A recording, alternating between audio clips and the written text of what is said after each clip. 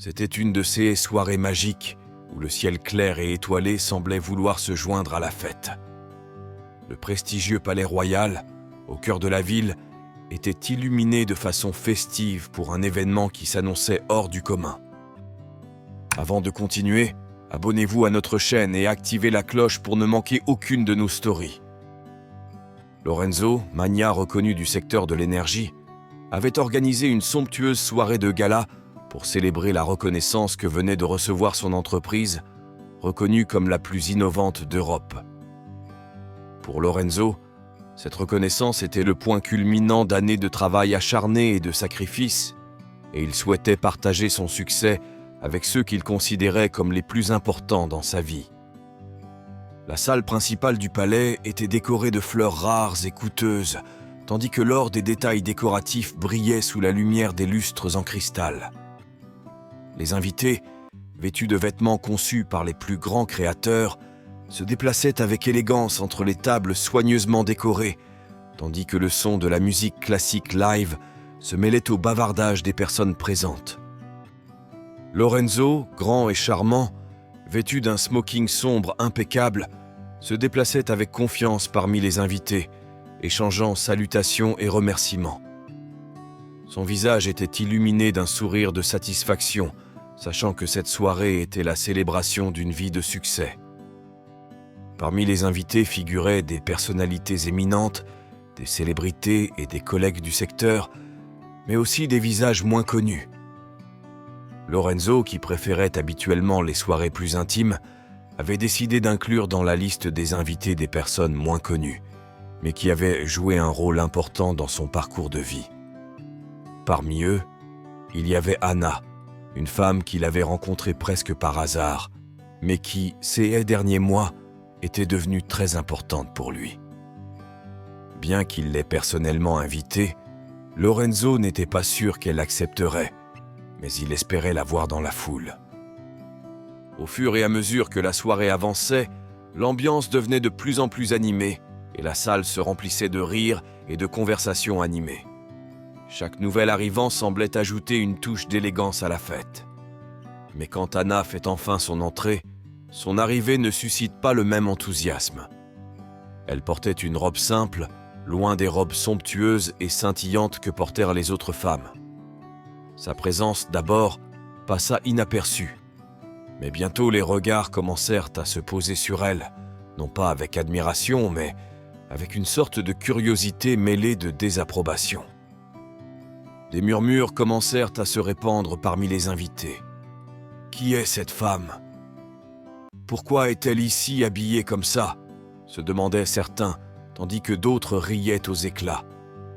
Anna, avec son calme et sa simplicité, ne semblait pas appartenir à ce monde de luxe et d'ostentation. Tandis que Lorenzo continuait de converser avec ses invités, toujours inconscient de ce qui se passait, Anna se déplaçait dans la pièce en observant les détails de la décoration, apparemment inconsciente des regards inquisiteurs qui la suivaient. Mais la situation a pris une tournure désagréable lorsqu'un groupe d'invités a décidé de la confronter. Georgia, une femme connue pour son caractère anguleux et sa position éminente dans la haute société, s'est approchée d'Anna avec un sourire qui dégageait une fausse courtoisie. « Désolé, » dit-il d'un ton qui ne laissait aucun doute. « Je ne pense pas vous avoir déjà vu à ces événements. Êtes-vous sûr d'être au bon endroit ?» La question apparemment innocente était en réalité une attaque voilée, et les rires des autres membres du groupe l'ont clairement montré. Anna, avec un calme extrême, répondit « Oui, j'en suis sûr. J'ai été invitée. » Sa réponse, bien que calme, a semblé irriter davantage le groupe. « Est-ce que vous appréciez cette histoire ? Avant de voir comment cela se termine, abonnez-vous à notre chaîne et activez les notifications. » Federico, un homme d'affaires arrogant et hautain, ajoute « Avez-vous été invité ? Peut-être qu'il y a eu une erreur, cela arrive. Tout le monde ne sait pas comment s'habiller pour ces événements. » Les rires étaient désormais ouvertement cruels, alimentés par la présomption de supériorité des personnes présentes. Pendant ce temps, Lorenzo, enfin conscient de l'attroupement inhabituel dans un coin de la salle, se frayait un chemin parmi les invités pour comprendre ce qui se passait. À son arrivée, il trouva Anna au centre de ce cercle de méchanceté et de moquerie. Son cœur se serra en voyant la femme à laquelle il tenait tant, humiliée ainsi.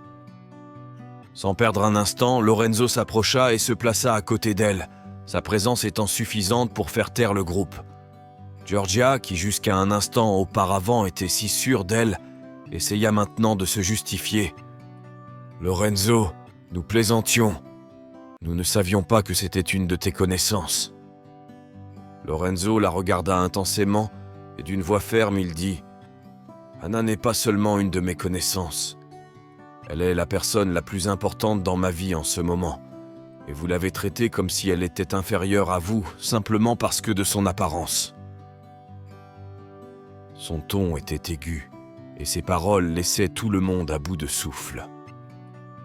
Personne n'aurait imaginé que Lorenzo, si habitué au luxe et au faste, puisse avoir une relation avec une femme comme Anna. « Anna est bien plus que ce que vous voyez, » a poursuivi Lorenzo. « Après la mort de ma femme, je ne pensais pas retrouver un jour le bonheur. Mais Anna a ramené la lumière dans ma vie, non pas avec des bijoux ou des fêtes, mais avec sa simplicité et son amour inconditionnel. » Les visages des invités, qui jusqu'à quelques instants auparavant étaient pleins de supériorité, reflétaient désormais l'embarras et la honte. La soirée, qui devait être une célébration du succès, s'est transformée en un moment de réflexion. Lorenzo prit la main d'Anna et, sans ajouter un mot, la fit sortir du salon, laissant derrière lui un groupe de personnes qui, pour la première fois, se retrouvèrent confrontées à leur propre superficialité. Au cours des jours suivants, la nouvelle de CE qui s'est passée s'est rapidement répandue dans les cercles sociaux. Beaucoup se demandaient comment Lorenzo, un homme si respecté et admiré, avait pu choisir une femme aussi simple comme partenaire. Mais Lorenzo ne s'est pas laissé influencer par les rumeurs et a continué sa vie aux côtés d'Anna, certain que leur bonheur était plus important que tout jugement extérieur. Quelques semaines plus tard, Lorenzo a organisé un petit rassemblement, cette fois pour quelques amis proches et collaborateurs de confiance. Anna était à ses côtés, plus sereine, se sachant parmi des gens qui la respectaient. Les invités se sont comportés différemment de la soirée précédente. Il n'y avait plus de regards jugés, mais plutôt des sourires sincères et des gestes d'amitié. Lorenzo a pris la parole et a dit « Mes amis, je vous remercie d'être ici. Cette soirée est très spéciale pour moi, car elle marque un nouveau départ. Anna est entrée dans ma vie alors que je pensais que je ne pouvais plus trouver le bonheur. Elle n'est pas là, à ce que j'ai, mais à qui je suis vraiment. Cela m'a fait prendre conscience de ce qui est vraiment important dans la vie. » Les invités l'écoutaient en silence, profondément touchés par ses paroles. Lorsque Lorenzo eut terminé, un tonnerre d'applaudissements remplit la salle. Anna, émue, serra Lorenzo dans ses bras, sachant qu'elle pourrait enfin marcher à ses côtés sans craindre le jugement des autres. À partir de ce jour, le couple a continué à construire sa vie ensemble, démontrant que le véritable amour ne se mesure pas par l'argent ou l'apparence, mais par la sincérité et le respect mutuel.